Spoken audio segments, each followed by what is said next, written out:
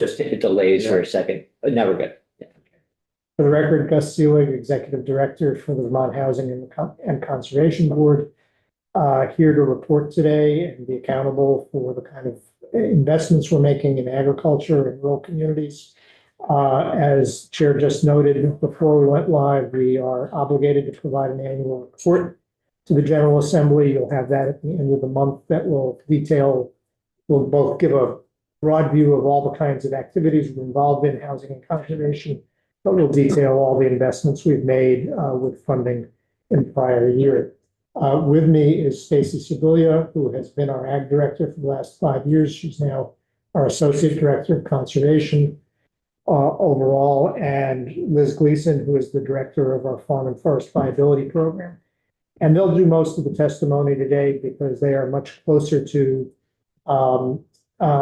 the action on the ground, but I'll give you the quick and I hope 5-minute overview about VHCB in general. As you all know, we have a dual goal mission to do both housing and conservation, but as the statute tells us, we're to do that because all the things we invested on the landscape are of primary importance to economic vitality and quality of life for the state and for the communities you all represent. The first picture was of the Cobb Hill Co-housing community in Heartland, and that was what we call a dual goal project. Some of you may remember the late Donella Meadows, who was a professor at UMass and won a MacArthur Genius Award. And she put together, I think it's a total of 26 homes at one end of the farm. And then we bought conservation easements actually on 2 adjoining farms.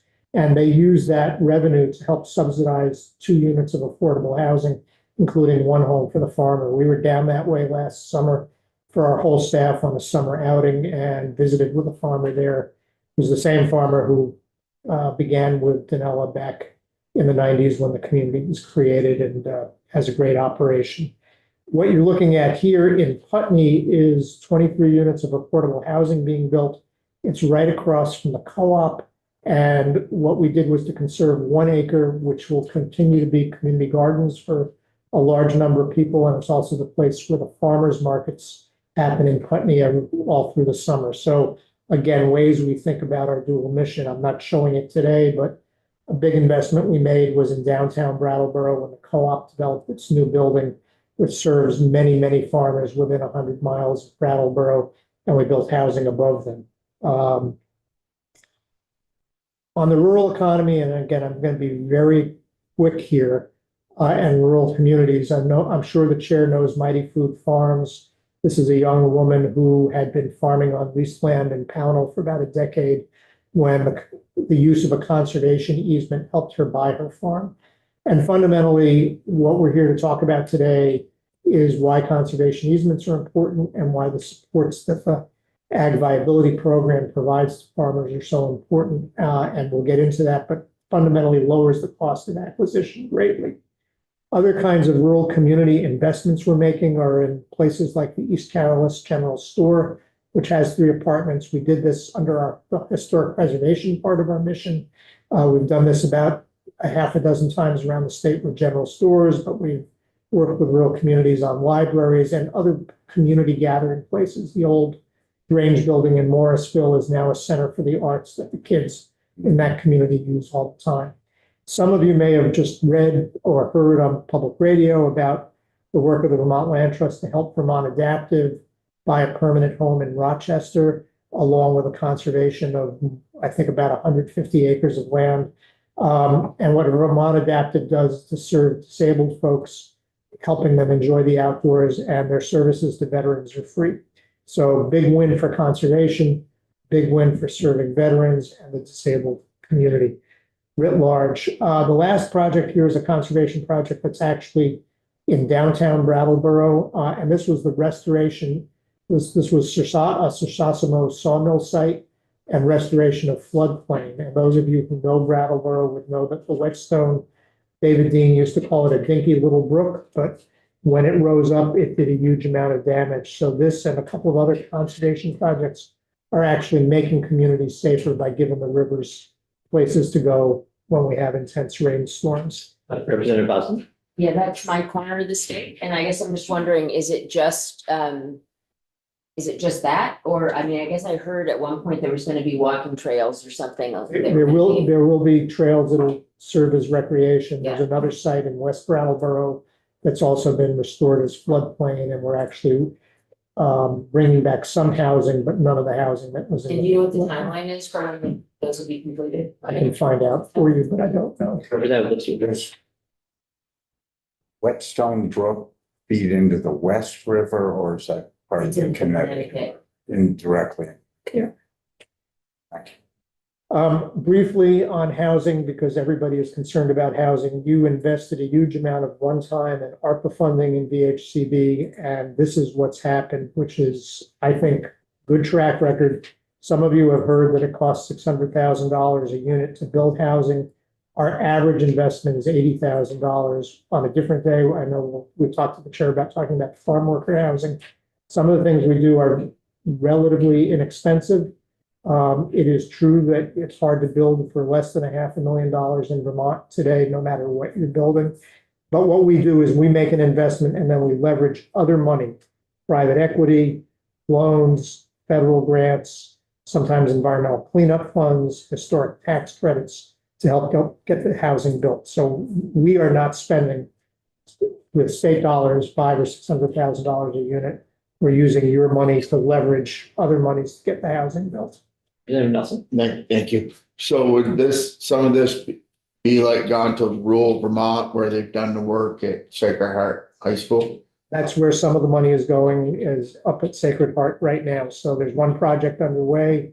There's another project. Phase 2 is coming to our board next week for additional housing. I'm toward that in December, and I'm quite proud of what they've done up there.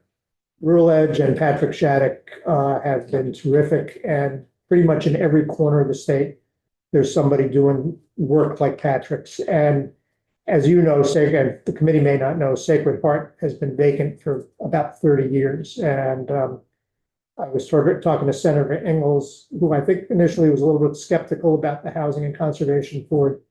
And when he saw that project, he said, okay, I get it. When the market fails, that's where you guys come in. And that's true at Ben High right now, where there's a major redevelopment of another building that had been vacant for 30 years. That's a big part of our work. We also do a fair amount with What a place for retired people that live in a big house, that no longer need a big house, you know, to live and have access to downtown Newport and downside and affordable. We're really excited about it. So I'm glad you are too. This is where I'm going to stop, which is just to say, we appreciate this committee's support. Some of you have heard me say, or you may remember me saying, I always love coming in this room because in 1987, our program was invented in the House Ag Committee by Jean Ann Duffy and Bobby Starr. Some of what you're going to hear today from Liz about the Farm Viability Program and the Rural Economic Development Initiative also were initiatives that we began with Chair Starr. We have a large pipeline for the balance of this year, not enough resources to meet all the need, and an equally large pipeline of potential projects next year. And whether we are continuing, despite the changes of the federal government, to bring matching funds into Vermont, and Stacy will talk about that for ag conservation in a significant way. So with that, I'm going to turn it over to her. I'm not going anywhere, so if there are more questions for me or you want us back, I'm happy to join you. Thanks, you guys. Great overview as always. Hello, everyone. Good to be here. As Gus said, my name is Stacy Sabula, and I'm the Associate Conservation Director, and I'm going to take a deeper dive into what we're doing to support farms.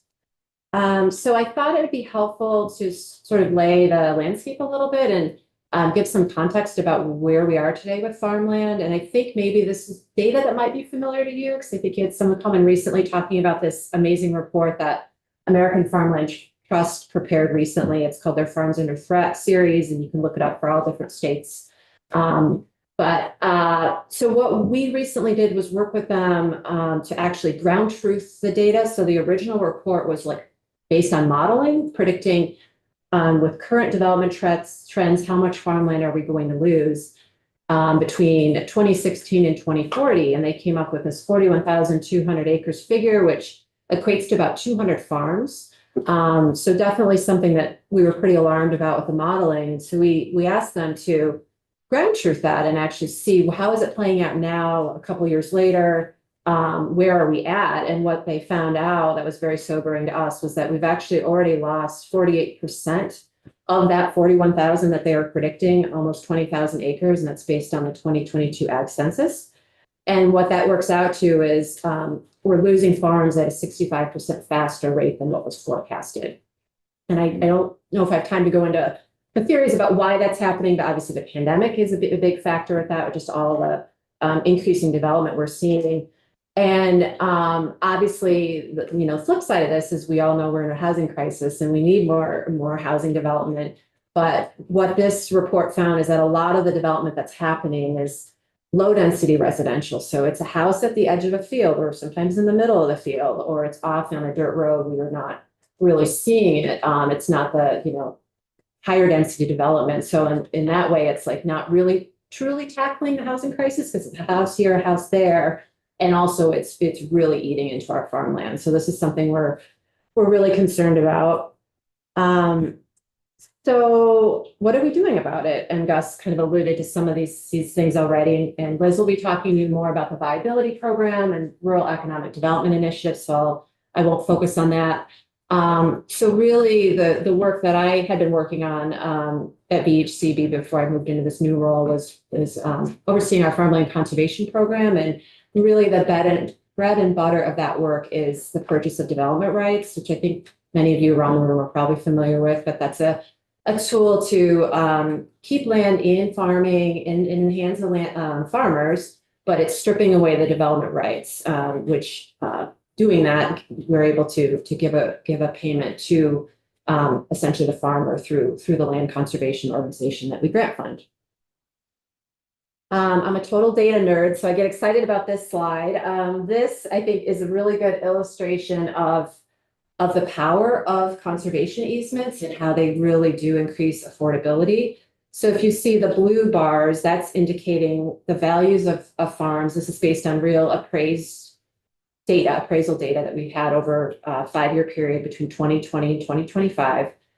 And the blue bars are what the value of the farm would be if it had no development restrictions, if you were going to sell it on the open market. So you can see some pretty high values, 6,000 and more per acre per year. Once the conservation easement is in place, we're seeing reductions of 55 to 60%, 70% in some cases. And across all those years, it's an average about 60% reduction in value, which is huge for new and beginning farmers getting on land, which is a big group of folks that we're working with. It's also a tool for farmers wanting to transfer their land to the next generation and being able to still remain financially whole through the sale of easements. So we're really proud of this tool and have a long track record of seeing it used successfully in Vermont, thanks to supportive legislature and Gus mentioned that the federal government too has been a huge supporter of this program through the NRCS ACEP-AL program, which matches all of our funds. Nelson. Yeah, Stacy, Yeah. you go back to that Sure. slide. I'm proud of the fact that you could take land on our primus ag land Mm-hmm. and take that blue bar. But I can, from my experience, it doesn't drop it down to 26.50 an acre.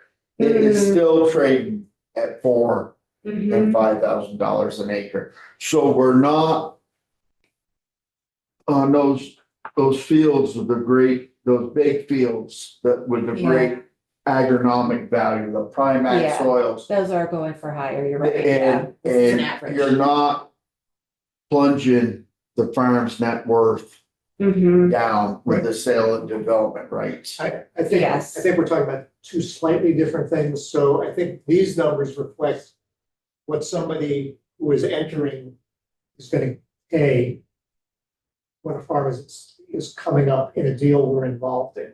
Right, at the outset of But you are conservation. correct that the best farmland, even with a conservation easement, is now selling at over 4,000 acre, and that's a good thing for people's bottom lines. But it's also, when a conserved farm comes up for sale, then it poses a difficulty for the entry, which I think we need to work on, and we are thinking about ways to still help bring the cost down for new For the farmers, next generation of the farmers. next generation. So we agree with you, we're not trying to, but I think these numbers are reflecting at the time of conservation, how much the appraisers are telling us the asking. And it depends on location and Right, and whether you've got, lots of farms are 30–40% forested, so there's a mix of what the per acre value is. You're just buying best prime fields, you're gonna Yes. be paying more. Yeah, all good points. Representative Lipsky. Thank you. Is green represents an average value, fair market value? For that year with the number of transactions we had, which is also not a huge data set, you're maybe talking 20 projects a year or something like that. But what really matters or is a large impact for keeping farming is the current use valuation, which is significantly lower, even though they've been raised over Right. several years. Right, That allows a farmer to hold on to it, whether it's conserved yeah, or not, and that's Good a point. significantly lower number. yeah. And we know we have a tremendous number of acres in current use, which is sort of, I mean, I don't want to call it conservation because it's not permanent, but it's sort of a de facto form of conservation that helps people be able to keep the land because they can afford the taxes. So it's a good point. Anything else or move on? One more. Okay.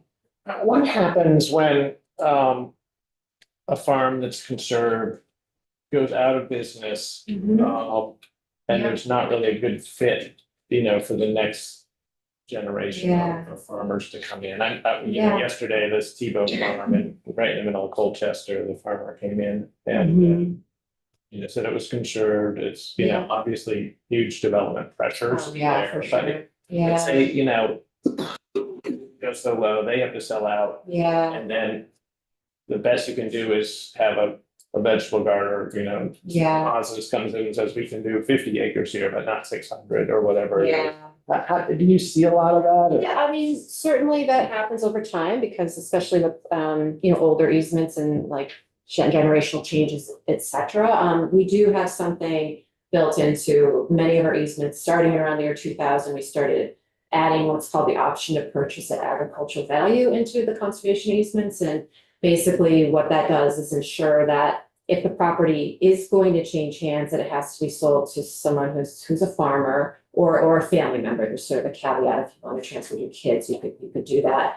But what that does is ensures that the land is going to stay in production. If the landowner's in this situation where they're like, well, we have this farm that doesn't have a strong market for it, they often will end up working with many of these farms are with Vermont Land Trust, and they have a farmland access program, which is excellent. And they have a huge list of seekers, of people all across the country looking to farm here. And often they'll do that, give that support to the landowner, trying to help them market the property, or they might even have people in their lists who want it. So there's that kind of personal attention that goes into these projects. And then we really try when we do projects, especially now that we've learned so much in 30+ years of doing this, is making them as flexible as possible so that, some of our farms, many of our farms have the ability to split them into two if it's a large acreage, so that you're not stuck with, oh my gosh, no one wants to farm at 600 acres. Okay, well, it's more feasible to have 2 300-acre farms or 2 50-acre farms. So we constantly are trying to look at how can we be more adaptable to sort of future-proof the situation. If I could You wanna just add add to anything? your question. Yeah. I'd say two things. One is that, at least as the Vermont Land Trust reports to us, almost all the land is in production at some level that has been conserved. Yeah. And it was well over 95% the last time they reported. That may mean it's just getting hay in some cases. Please. But I think you're pointing to a different issue because we didn't know as much when we began. This was all a great experiment. So one of the things the legislature considered, and we didn't get to the end of about a decade ago, was a process other than going to court to amend easements.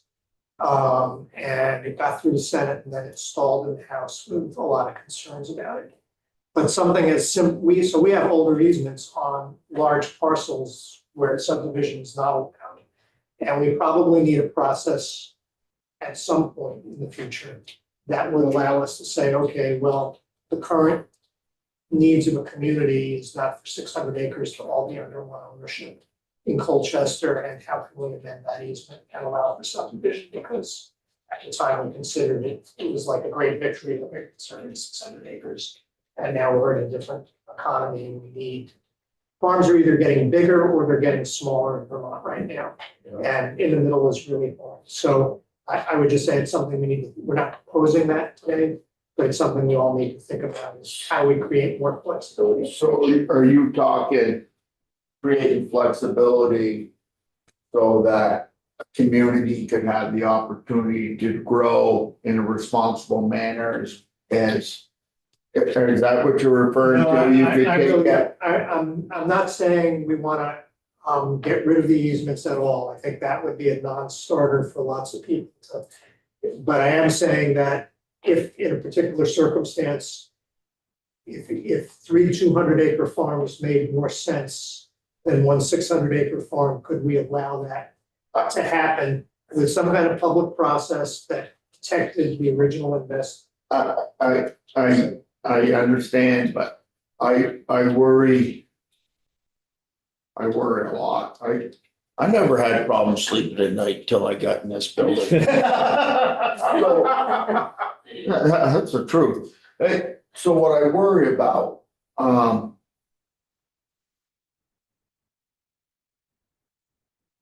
in Newport, you could serve the Scott Bluff land, Yeah. which is great. I don't think it's being utilized to its true potential. Those are great soils and the best growing climate in Orleans County.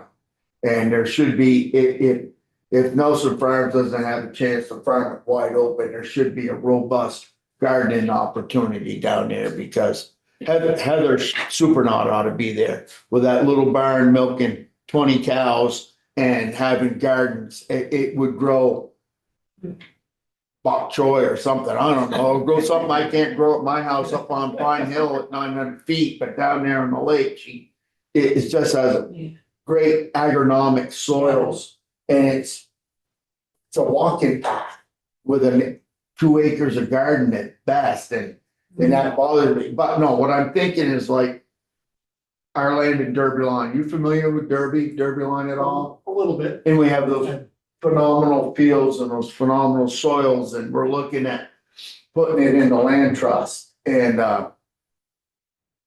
but it'll absolutely kill development in those areas. Now, there's not horrific pressure today, but say, you know, like Lindenville, they've got all this opportunity in Lindenville for growth and they need housing. And if that happens in Derby, how could the town of Derby with the VHCB and the land trust and say, we need 10 acres for high density housing?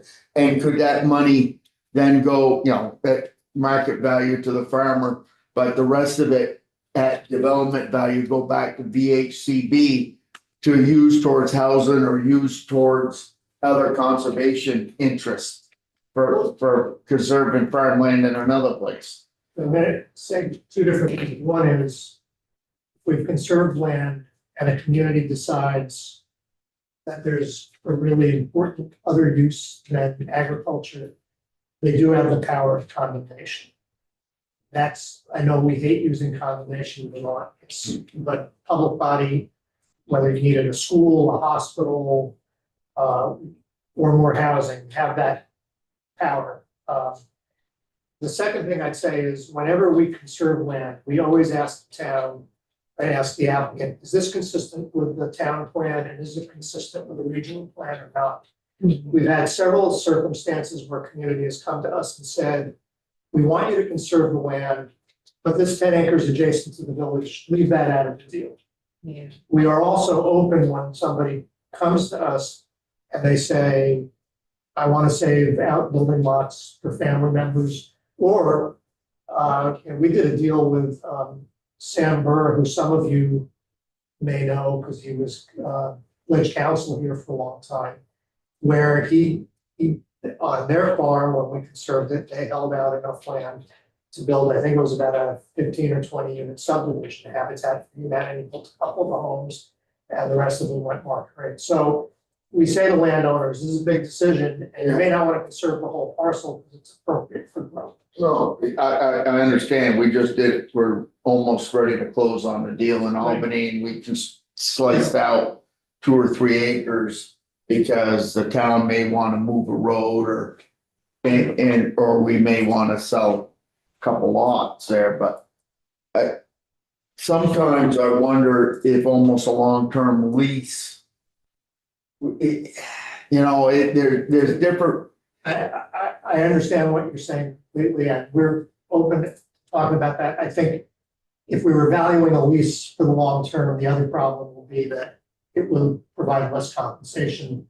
Absolutely. So it's a trade, those things are trade-offs, but those are things that certainly can be talked about. A 20-year. Yeah, it was. I'm gonna redirect us. Yep. Just because I Yeah. know that in 15 minutes, Yeah. stomachs will start to rumble, and I want to be sure that we're. Sorry, So, Yeah, so I'm actually wondering, I don't want to shortchange you, Liz. Do you want to, should we switch gears at this point? Or what do you I would think? say if there's any other slides you're really hoping to cover, maybe Yeah, check those no, off. and there's then so I'll- many good ones. I mean, we've already talked about, I think, a lot of these things. I can skip that. I guess I would think it'd be, I'd like to end on this one because I think this is such a great point to make, and I'm sure many of you around the room know this. yes. Yeah. But, conserved farmland is more than just protecting the amazing soils, although to your point, Representative Nelson, that is so important. But we know that our farms in Vermont have a lot of other amazing, important resources on them. A lot of them are heavily forested. And so really just putting a finer point on the fact that when we're conserving farm, we're also conserving wildlife habitat, forest land, wetlands, and this project is a perfect example of that down in Waitsfield. David Freese, conventional dairy farmer, worked with VLT to acquire another 63 acres of good ag soil right on the Matter River, and through this process, 2 miles of river frontage, have 50-foot buffers on them now. 6 acres of really wet land that really wasn't very farmable is now being restored to wetlands. There's a 1 mile portion of the Mad River Path in this project, so it just ticks all those boxes. Really good community resource, and it's just one example of many that we do. So The Johnson Farm in Canaan, what's that? the Johnson Farm in Canaan, all Yeah. the. I'm actually not familiar with that one. It was just it was a great use of resources and moved all around. Yeah. All right, so. Do this. Yeah. And if you want to start with this one next one, let me decide. Hi, everyone. Again, I'm Liz Gleason, I'm Program Director for our Farm and Forest Viability Program and Rural Economic Development Initiative. I'm gonna breeze through some of these, but please stop me at any point. This is just a couple other examples of a bunch of farms that we worked with at the point of conservation and farm transfer. Or that they were both happening, but not consecutively. I think this June farm down here is another example of what Gus was alluding to earlier about a really early easement when we were first trying out this tool that doesn't have housing built into the easement. So it's an amazing piece of land. June Farm had been located in the intervale. And they were looking to get out of the floodplain and found this land. They're not currently able to build a house on it, but everything else they need. We worked with them on business planning. They're growing their wedding flower business. And it's a really exciting move for them. And it's a farm that's sort of asking the same question that Gus is about. Is there a process outside of the courts for amending? So the Farm and Forest Viability Program was established 23 years ago. Now we have been doing agricultural conservation for a while, and that's a voluntary tool. We've done a lot of it. It's not the right tool for everybody at the right time, and we knew that farmers needed other supports to navigate a really volatile marketplace that doesn't do a great job at returning profit to farmers to take care of themselves and their families and the land. So our program is really focused on business assistance. We get really in-depth. It's a super individualized process, really focused on financial management. What are the goals and aspirations of the farmer? How do we get there? How do we make sure they're profitable? How can they pay themselves, save for retirement, take care of the land, pay their employees a good wage? How do they figure that all out? We also do a lot of marketing, help folks with access to capital. You can see down in these bubbles, these are our impacts from folks who finished the program in 2025. We do track a lot of economic indicators because we are basically a small business development program, but we're sort of nested within a community development organization with a really holistic mission. So quality of life, land stewardship are equally important to us as these economic indicators, but I'm really excited about these from last year. It is tough out there right now in the ag industry, and we're still seeing some really solid success. So we had a lot of businesses that grew at least a little bit last year. 70% increased their sales, 82% added jobs. On average, their sales increased by a little over 50,000. And folks we work with access almost $5.5 million in outside capital to improve or grow their farm and forest businesses. And we do really focus on those business management skills. Folks usually come to us with really strong production skills, and they're looking to broaden that skill set. We kind of need it all these days to succeed in ag and forestry.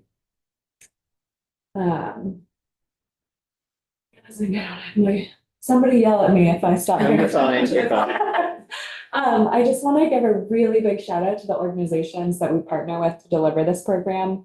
We are a network-based program. It's a shared program model where agricultural service provider organizations come to us and say, we want to run this farm and forest viability program at our organization. So those 5 logos at the top, NOFA, Intervale, UVM, Center for an Ag Economy and Land for Good, are the organizations we've been partnering with the longest, and they're the ones delivering that sort of branded program. It's generally for folks who've been in business for at least a couple years, have records, are ready to make a major change, or we do a ton of farm transfers. It's like a third of the businesses we work with in any given year are at some point in the transfer process or the land access process in the beginning. Are you just helping them do the transfer, or in addition to that, are you providing other technical business? It's kind of we have a core set of services that everyone gets that are around, like, number 1, what are your goals? Number 2, what are your financials? Do those match? Do your financials actually need to be improved to be more accurate? How are we going to use real financial and production data to make this all work? And then with transfer planning, it can extend into many, many, many different places. Some of it is like setting people up with retirement planners. Some of it is doing an exit strategy. Some of it is bringing in ag mediation if there's a need for that kind of facilitation in hard inter-family communication. So everyone gets a core set of services that's really around business management skills and financials. And then depending on what they need, we will bring in other technical assistance, and everyone has a budget for this. We also know that the Farm and Forest Viability Program isn't exactly what every business needs at every moment. So when we're able, we also fund other business technical assistance that's out there that provides either a pipeline into our program or for businesses that are bigger than we typically work with, like the Sustainable Jobs Fund. So you can see those folks over there. So I just want to touch on a couple big themes right now in our program. We've obviously heard so much about the ongoing impacts from floods and drought, and I'll just say that we are continuing to see those impacts show up. Feed quality, loss of income from the last couple of years, like it's very much still on folks' mind. we've talked a bit about farm transfer, so I'm not gonna go into a lot of depth here, but know that, Maple Grove and Rock Bottom, Stratford Creamery, they're both transfers that we're working on right now. Woodlawn was a diversification into cheese making, and they also do a lot of climate resilience work. They grow a lot of their own feed and grain. But mostly what I want to talk about is low commodity conventional milk prices right now. We have just had a super intense influx of conventional dairies calling us. Milk prices are really low. They are as low as they were. I forget what the year period was, but it's like $18 a hundredweight is a lot less now than it was back then, and it's the same number. And people's costs of production have only gone up because of inflation. So We things haven't are hit bottom yet. things are really tough. For that. Yeah, and this is not just like, we're seeing really excellent farms that have great management, like great land stewardship, are in like wouldn't be in a bad financial position. It's just that the conventional milk prices are far, far below average cost of production. There are some upsides right now. The organic market is strong and organic buyers are taking new farmers. So there's some conventional farms that are really looking into that. It is generally better to transition to organic when conventional prices are not really, really low because it costs money to transition. It takes time. But there is that positive side. We also don't have some of the support systems that existed when there was a big wave of organic transitions a handful of years ago, like Vita ran a low-income loan program for dairies transitioning to organic, which I believe was funded by the Working Rice program. So I'm assuming you'll be hearing more about this coming up, and I think we're gonna probably need some interventions in this moment, but we're doing a lot of business planning with folks who are really taking a super hard look at where they're at. Quick story about one of the forest businesses we work with. This is Bestwood Custom Sawing down in Putney. It's a really cool little sawmill. They are milling local lumber, including, I think, black locust, and they work with a lot of like small scale community-based outdoor recreation projects, building trails, things like that. So that's a really neat business that we've been working with. They also got a small grant from us to help rehab some of their mill space so they can work undercover, not outside in the winter. So this is just a slide. In addition to the business planning, we also run a variety of grant programs, direct financial support to all kinds of businesses, both water quality grants, grants to help people implement their business and transfer plans. And then we started a small community-based garden grant as another effort. You know, we need all different scales of agriculture and food growing in the state. And there's people that would love to learn to do that, but are not yet able to become farmers, or never will. Liz, do you ever have, say a farmer is having challenges like you're talking about, and they apply for, say, a working lands grant, and with your sort of shoehorning the HCB in for the technical expertise, like, I mean, does that relationship ever work as far It's as? not like exactly how we usually see it on the ground. Usually what happens is someone reaches out to Working Lands and they're like, we would actually recommend you do business planning first, and there's a direct partnership there, or we'll be working with someone on a business plan, and the business planner will be like, we think now is like a great time for you to put in a competitive application. But this program is free to farmers. We fund a small amount of technical assistance, no matter what, for each business. They don't need to raise funding to cover their enrollment. There's no match. There's a $75 application fee that we waive all the time if that's going to turn people away. Yeah, and then this is my last slide. Rural Economic Development Initiative started in 2017 here in this building. We love the READY program. We were asked to help small communities and working lands businesses access big federal dollars for complicated projects. We also will sometimes help with other complicated money, philanthropy, sometimes state dollars. And we're really psyched that we're up to $35.5 million accessed by bunch of really small communities around the state. This is the Miss Bella's Falls Diner, which has been closed for a long time. It's like the second diner that made it onto the National Historic Register. They got a USDA Rural Development Grant, I think, to reopen and hopefully employ 6 people again in this really sweet diner. And we've, I don't have another slide on this one, but we do a lot of work with farmers and sometimes forest businesses through Ready as well. On the flip side of that, hard times in conventional dairy that we were talking about earlier, we've also seen a lot of success in some recent dairy projects on the Ready side. For example, Maple Brick Farm down in North Bennington, which is, I don't believe it's a farm anymore, but they process a lot of local milk into mozzarella, help them get a grant. Another one is Kingdom Creamery, which makes great creamy base and is a dairy, help them get a federal dairy business innovation center grant, I think last year. So there's great things happening out there. We work with folks who are like having a hard time and folks who are really successful and wanting to get better at what they're doing. So always would love to hear about businesses in your area or community projects. Our doors are open and we'd love to help, and want to say thank you so much for all the support that you have helped us pass through to rural communities and farmers. And I'm always happy to come back and share anything else you want to hear about. The Ready program, Ready came up just a few minutes before you came in because we were looking, as I think John mentioned, at reports.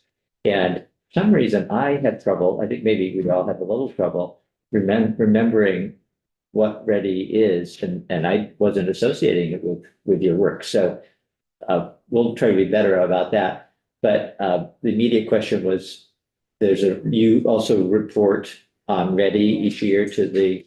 Yes, I'll be sending you a report probably early next week that includes farm and forest viability and Ready in the same report, which is complementary to our overall BHCB one. Okay. Yeah, but it's 2 separate reports that you'll get from me and Gus. Okay, and I'm not going to ask you to respond to this, but I will say that the exercise we're going through was looking at all the various reports that we get. There are many, and Yes. trying to see whether there's any that we would say we don't really need to get that every year.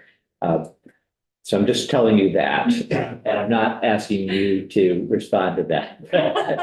Just letting you know that. So Great. I would just say, we do like to tell our story, so, told us we wanted it only every 2 years. It might, because we touch natural resources and other committees of jurisdiction, yes, we probably, and because you invest a lot of money in this, yes, you'll probably want to continue to less be accountable, but that's, and as you said, you like to tell your story. I just do want to say, one of the things the legislature did as things got better was to increase the amount that's appropriated to us under the property transfer tax, and that has allowed us to enhance both the development rights program and Liz's program. So this coming year, I think we're going to have about, between state and federal funds, about $10 million to purchase development rights, and we've more than doubled the size of our allocation to Liz's program, which is now going to be in excess of $2 million. So your support for our budget is turning into bigger investments into the agricultural part of our mission. Yeah, this is our, the program year that we're in right now is the most farmers we've ever enrolled in our program. And that is due to your support and some federal fundraising, and we're so thankful. So does Ready come out of the larger VHCD Yes. budget? Okay. Yes. Did you get ARPA funds too? Did a bunch flow through to Ready?